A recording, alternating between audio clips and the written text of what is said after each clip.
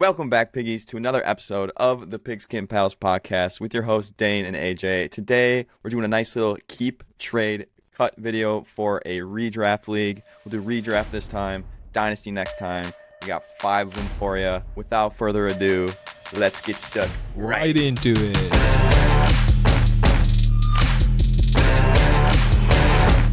Here we go into some keep, trade, cut action. We've got quarterback one, a running back one, a wide receiver one, a tight end one, and then a mishmash like flex one. So we're starting off with the QB. We've got Joe Burrow, Jordan Love, my boy, Patrick Mahomes. His boy. Love me some love.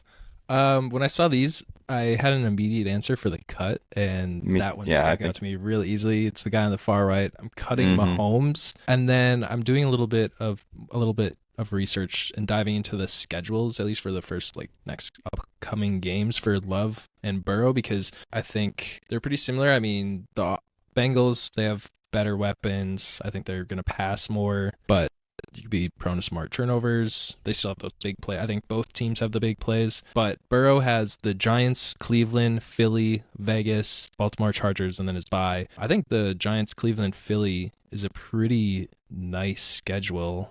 And then I know Love has the Cardinals this week. Houston, Jags, Detroit. That's kind of nice too. Really? And I think the Houston one's a little tough. The Houston one, they've been pretty solid for the most part, I feel like. Maybe I'm wrong. Maybe it's just their who they've been playing, though. And the one time they played a good Jags, team. New England. Yeah, and they played the Vikings, and then they got shredded, so maybe I'm wrong. Yeah, even Caleb put up some numbers against Houston too. But yeah, they have a decent team. But I'm just thinking it's going to be a high-scoring game. There's going to be some opportunities there. I think you could get more value out of Burrow, especially with just how his receivers have been performing. You could trade him to a team that has Chase or Higgins potentially. So I'm thinking trade Burrow, maximize that value, because I do see them pretty even, and I'll run the risk, keep Love, and then cut Mahomes. What are you thinking over there, AJ? Yeah, I mean, I think we had the same reaction. I kind of put him in here just because I thought it was funny to see that, after all these years of him being just a beast, he's the quite for your first look, oh yeah, I'm cutting Mahomes. It's not a question. But if you had looked at this thing before, you would have been like, oh, I'm sure I'm keeping him or trading him. But I thought it was fun to see how things have changed a little bit with Mahomes now in the current situation that he's in. It's a little sneaky trap play because, I mean, it recently just changed too with all of the injuries that have been happening to his weapons, losing Rice and Pacheco changes things too, where if he still had them, I think it would be a different question. You see where you're coming from, but I also think that he's kind of been bad fantasy-wise for a while, but maybe not a while, but end of last year, full beginning of this year, he hasn't been good. He's been fully average. And the other two guys on this list, for the most part, have been above average, at least now with Joe Burrow with all his weapons back. Last week, you saw, he put up numbers. Yeah. With that being said, I actually have a tough time with these two in terms of picking which one to keep, which one to trade. I think they're probably going to be pretty similar in terms of points scored. I think Burrow probably has that higher ceiling just because, one, I think they'll probably be passing more, and two, Jamar and T. Higgins are obviously a little bit more of that elite duo. But because of that, it's also people will probably want him more, so maybe I can get more. So is the dip in points maybe worth getting that extra value? I'm going to say I'm going to trade Jordan Love because I do think he still has enough value where you can get something good out of him. And I think the ceiling, especially this year where I feel like quarterbacks haven't been exceptionally great, if you have the chance to have a guy like Joe Burrow with all his weapons back, I think it will be nice to have that elite type guy, which I think he will be more often than Jordan Love. Burrow, trade, Love, cut. I think there's two ways to look at it where, yes, you could just keep the better player like that, but the reason why I also want to trade the better player away is because I don't want to get locked into that mindset like we used to have about Mahomes, where it's well, shit, if I have him on my team, I have to play him every single week, where I'm just going to trade away the best player, get the best player I can, but then also not lock myself into starting this quarterback every week. I'll pick up a different quarterback off waivers and start him over Love then. Yeah, no, I don't hate that way of thinking. I think, you're right. There's probably two ways to think about it, especially in a situation like this. Moving on to the next one. Running backs. This is a fun little one. I think it's three guys who are around the top of a lot of people's minds as guys that they want. Saquon Barkley, Kyren Williams, and Kenneth Walker coming off his injury. This is tough. Yeah, this one is hard. Because I think there's they're all top 5 running backs, I think, for this season. Rest of season, yeah. Maybe top 4. I feel like Henry's the only one that's like missing out of this, where like you could put him in there because he is the RB1 right now. I think like him and then Kamara. I think so. If we did 5, where we had to kill 3 players and or not kill, oh my god, cut 3 and then trade and keep 1 other, that would be tough. But going to who's gonna fall off first, that's I feel like the question that you have to ask yourself in this situation. Here's what I think, or how I'm thinking about it. I think all 3 of these guys are locked and loaded, the RB1 for their team. At this point, no one's touching that. So you can't really use that as a conversation, because like Kyren had that conversation. Kenneth did a little bit with Charbs. Saquon was always the guy. So then you have to think about, all right, the offenses themselves. What offense do you want? That's kind of how I think I am thinking about it. It's interesting because both the Eagles and the Rams have had some injuries for their receivers, and those might linger a little bit. I think the Eagles maybe get back sooner. And for the Seahawks, their offense is basically full force, and I feel pretty good about it. So I think for me, my cut is probably the Rams in Kyren Williams, because I think the Rams themselves are probably the worst team on this list, and the offense has the highest chance of declining more so than the other 2. So I'd probably cut Kyren. This is where it gets a little interesting, I think. If I'm trading one, I think this is where I'm going maybe back to my Burrow mindset here from last time. The guy who has the biggest chance of being the actual RB1 is Saquon Barkley. I agree with that. I mean, it would depend on the trade, right? I'm sure you could get a good amount for him, but I'm not sure that Kenneth Walker has that exact same upside.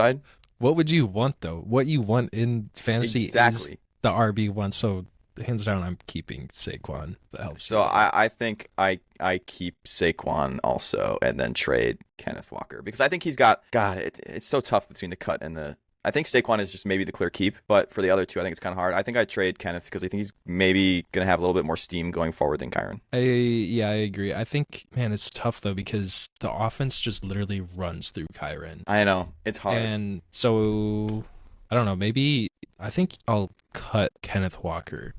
Just because I think the fantasy community values Kyren more, just with being like the focal point of the offense, but then also the potential of getting the weapons back and then not really having like a backup that is going to be stealing anything from him. So no, I don't hate the way I perceive him, I think I'm going to trade Kyren and cut Walker. Which means I'll add Walker off waivers next week. So you'll add him right back. No harm, no foul. Easy peasy. Yeah, I think we're on a similar page.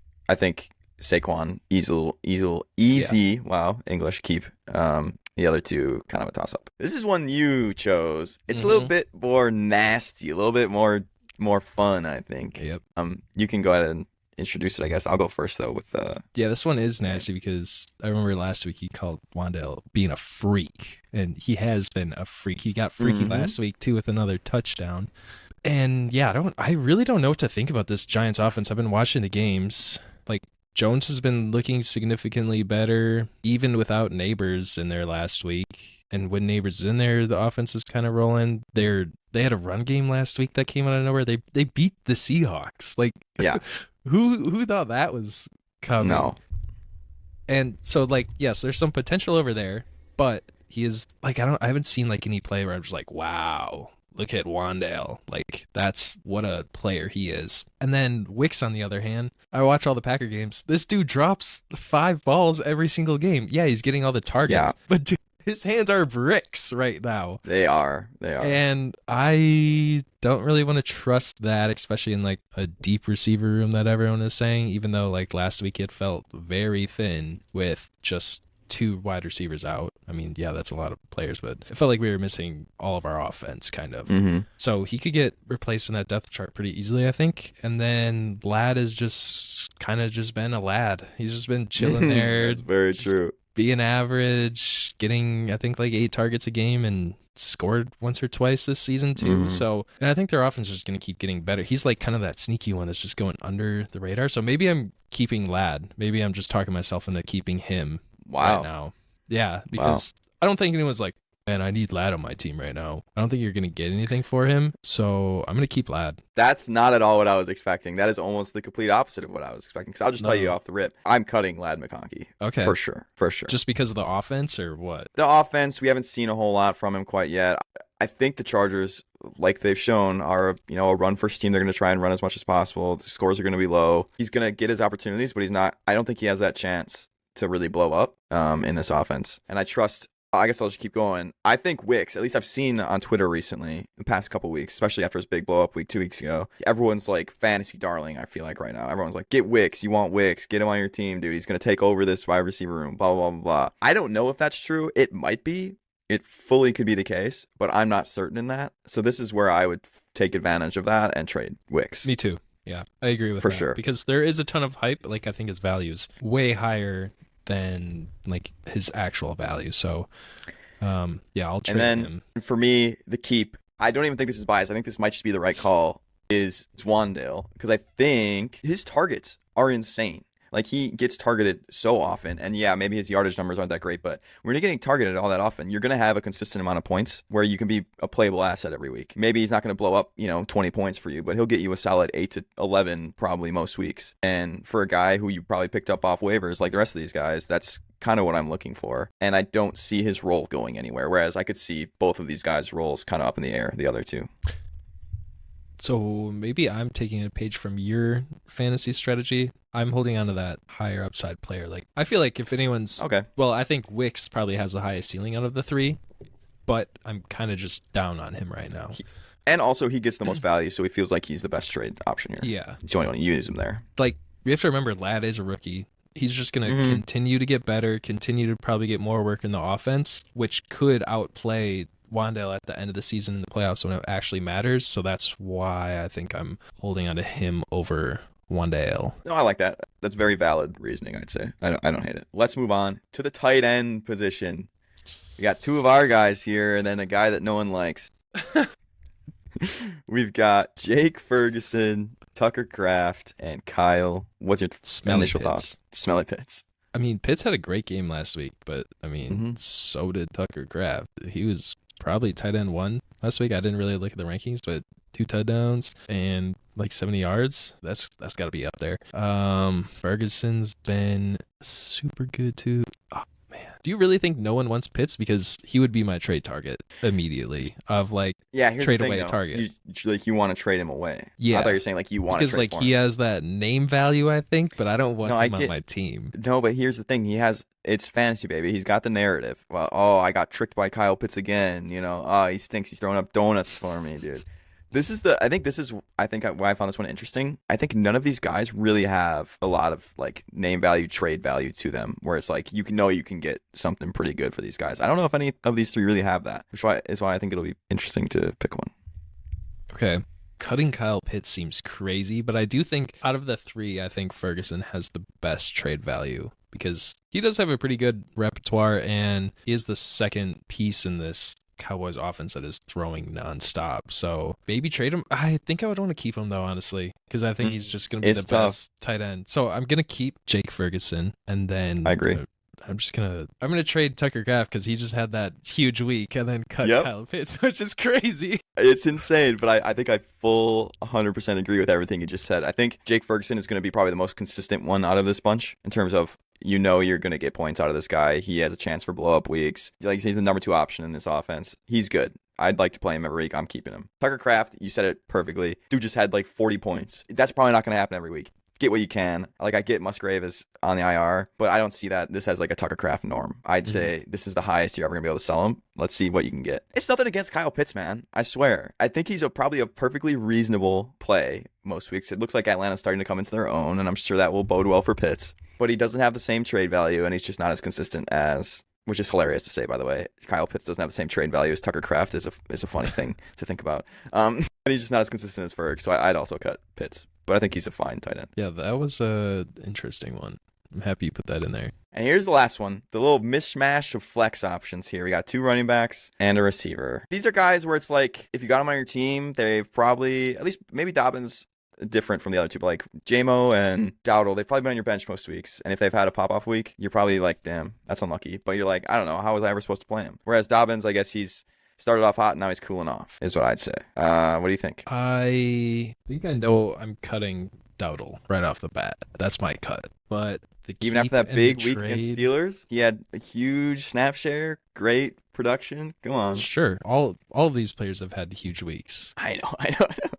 But what I've seen in the past weeks is not something I want on my team, really. I think I'm going to keep Jameson Williams, trade JK, and cut Rico. Because I like that Lions offense. Maybe this is Jameson's year where he just keeps getting more work. Like, he had our week already where he had 12 targets or something like that. Like, I did not have that on my bingo card this year. And that offense should be rolling, where I have question marks about the Chargers offense. And people are thirsty for running backs. So if you wave a running back in their face that can finish in the top 12, they should be buying that. I see where you're coming from, and I disagree, I think, with every single one of your picks. So that's a little fun.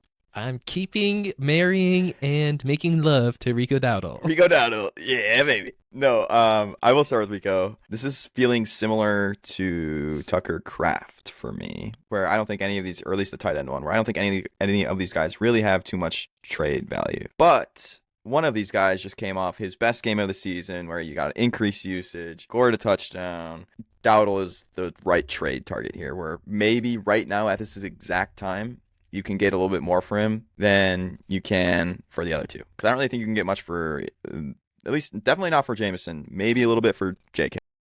Hate the JK trade pick, but I think Rico is the right trade right now. As for JMO, I am cutting Jameson Williams. I've never really been a Jameson Williams guy. I understand he's had a lot better year, but I just think there are other options on this offense, and it's so hard to see a world where he is consistently good. And I get he's maybe more of a blow-up guy, have great weeks, but those are the type of guys that have those weeks on your bench, and that's really annoying. So I'd rather cut that, because Jahmyr Gibbs, Dave Montgomery, kind of Sam Laporta, and Ross St. Brown, they're all realistically probably ahead of him. So I think I'm cutting JMO. And then I'm keeping J.K. Dobbins. I think he's not going anywhere. This offense is going to run the ball. They obviously like him a bit more than Gus Edwards. He's been better than Gus Edwards. His role in general, he'll catch more passes than Gus Edwards. I think J.K., although has cooled off a little bit from his start to the year, he'll still be a very good start most weeks. Yeah, so I don't even necessarily think that, yes, he's cooled off, and maybe that's hurt his value a little bit, but I don't think it really has hurt his value, because he cooled off because he had two insanely tough matchups, and I think community knows that too. Maybe I didn't even start him the past 2 weeks. I was able to start him because I knew the matchups were bad. Really bad. So I'm kind of just throwing those out, and I'm valuing him more, obviously not as much as how he performed in week 1 and 2, but closer to that than how he performed in week 3 and 4. So fair. Other people still see that in his trade value, and that's why I'll be trading him. Well, there it was. Those were our 5 keep, trade, cut scenarios for redraft. Next time we do a keep, trade, cut, it'll be for Dynasty. I think we both enjoy the Dynasty space a little bit more, so that'll be fun to do. But we hope you enjoyed this episode. Dane, you got anything you want to add? Yeah, smash that like button and sack that subscribe button.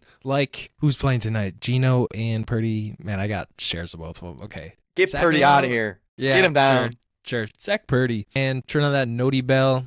Subscribe to Underdog if you're not playing over there. You can use our promo code hardboiledbread, and you can get a deposit match and start making some money over there. You can make some bread with our code hardboiledbread. Hardboiledbread. Come on. Yeah, thanks for tuning in, and we'll see you guys next episode.